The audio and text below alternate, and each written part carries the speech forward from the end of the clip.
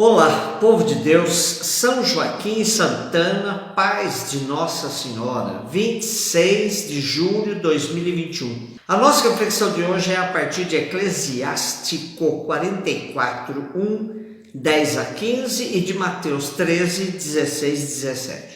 Diz o Eclesiástico: vamos fazer o elogio dos homens famosos, nossos antepassados, através das gerações. Estes são homens de misericórdia. Seus gestos de bondade não serão esquecidos. Eles permanecem com seus descendentes. Seus próprios netos são a sua melhor herança. A descendência deles mantém-se fiel às alianças, e graças a eles também os seus filhos. Sua descendência permanece para sempre, e sua glória jamais se apagará. Seus corpos serão sepultados na paz, e seu nome dura através das gerações. Os povos proclamarão a sua sabedoria, e a Assembleia vai celebrar o seu louvor. O autor do livro do Eclesiástico é o velho Siracida, que teve seus escritos em hebraico recuperados pelo seu neto, em grego.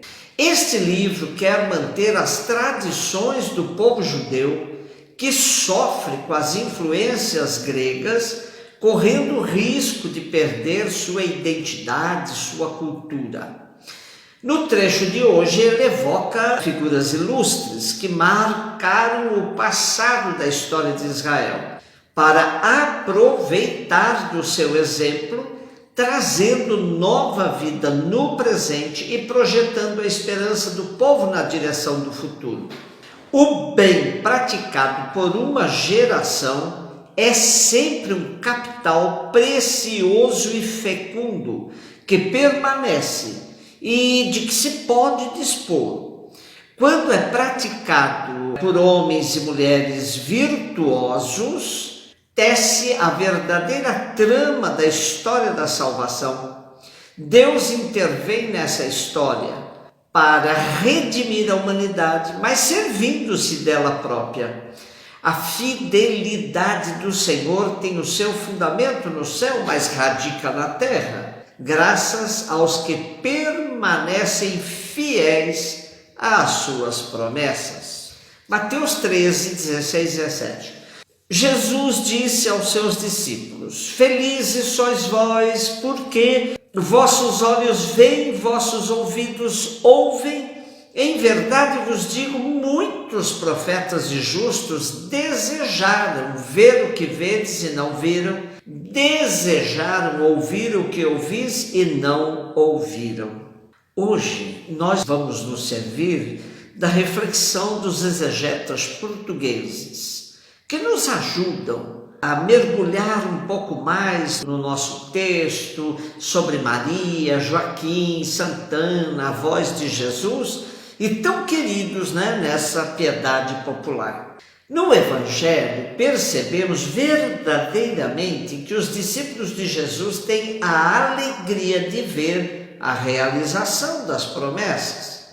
Gerações de profetas e justos foram construindo, degrau por degrau, uma história de confiança, espera e esperança. Esses profetas e justos são felizes, porque ainda que não tenham visto nem ouvido o que os discípulos veem e ouvem, acreditaram e apostaram a sua vida baseando-se na palavra da aliança. Os discípulos são mais felizes porque veem e ouvem a palavra feita carne, Jesus Cristo, nossa vida e salvação. Eles são o último elo da geração herdeira das promessas e o primeiro da que deve transmitir o testemunho da sua realização. Sabemos muito pouco sobre os pais de Maria. Também eles estão sob a lei do silêncio, do escondimento, a mesma que Deus aplicou à vida de Maria e à maior parte da vida histórica de Jesus. Os evangelhos apócrifos, aqueles que não estão na nossa Bíblia, falam das suas dificuldades. Um texto da igreja armênia do século XIII diz-nos que Joaquim e Ana eram justos e puros, levavam uma vida piedosa e um comportamento inocente e imune à calúnia. Eram zelosos na oração, no jejum e na abstinência. Eram uma família assídua ao templo, cheia de caridade, incansável no trabalho e, em consequência, rica de bens. Dividiam o rendimento anual em 3 partes, uma para o templo e sustento dos sacerdotes, outra para os pobres e a terceira para eles mesmos, para a própria sobrevivência. É lógico pensar que Deus os tenha chamado a participar do mistério de Jesus, cuja chegada prepararam.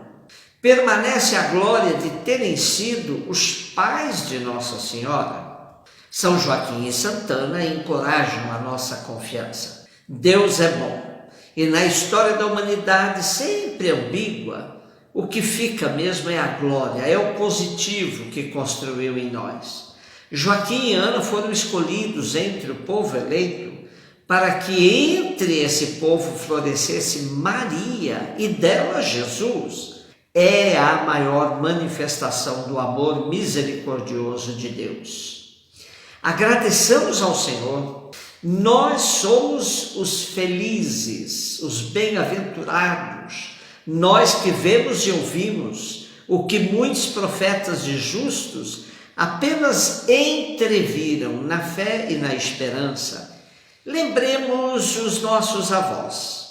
Um provérbio africano diz: das panelas velhas tira-se a melhor sopa. Os avós são verdadeiras preciosidades. Há que rodeá-los de carinhos, de cuidados e não desperdiçar o muito que eles têm para nos dizer e ensinar, particularmente a sua fé, a sua esperança. São Joaquim e Santana tinham chegado a uma idade avançada sem terem filhos, como Ana, a mãe de Samuel.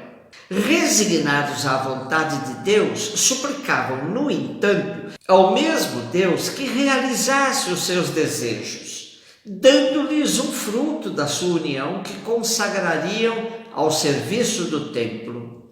Ana, sobretudo, multiplicava as orações e as boas obras para obter esse favor.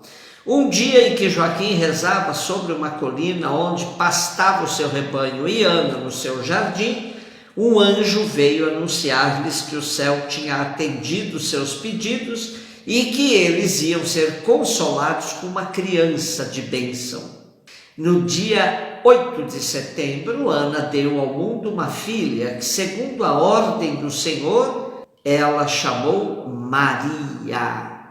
Com que cuidado educaram essa criança abençoada? E Ana é apresentada tendo diante de si a sua filha privilegiada e ensinando-a a ler as divinas escrituras.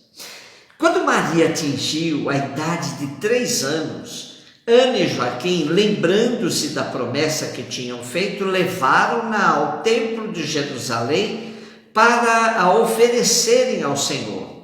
E segundo a tradição, Santana vivia ainda nos primeiros anos de Nosso Senhor. Ela pôde, portanto, levá-lo nos seus braços e sentá-lo nos seus joelhos. Teve conhecimento dos milagres e do seu nascimento. Para celebrarmos os patronos dos avós, precisamos ver como é que andam os nossos idosos em casa, na sociedade, em nosso país. Em 2019, o IBGE registrava cerca de 34 milhões de brasileiros e brasileiras com mais de 60 anos. No início da pandemia da Covid-19, os mais idosos foram os mais atingidos e constatamos muitas situações difíceis para os nossos idosos, pois além daqueles que as famílias têm dificuldade de cuidar e que são colocados em casas de repouso ou alguma instituição similar, temos os que permanecem em suas casas, mas dentro de casa são abandonados ou são explorados por familiares que se aproveitam de suas aposentadorias e não lhes dão o conforto necessário para uma velhice feliz. Se por um lado temos que comemorar a grande oportunidade de muitos atingirem idades bem mais altas nos dias de hoje, por outro, garantir a qualidade de vida para eles. Esse é o nosso grande desafio. Cuidemos com paciência e amor de nossos idosos, pois eles têm, no geral, muitas experiências para transmitirem às gerações mais novas. Um beijo no seu coração.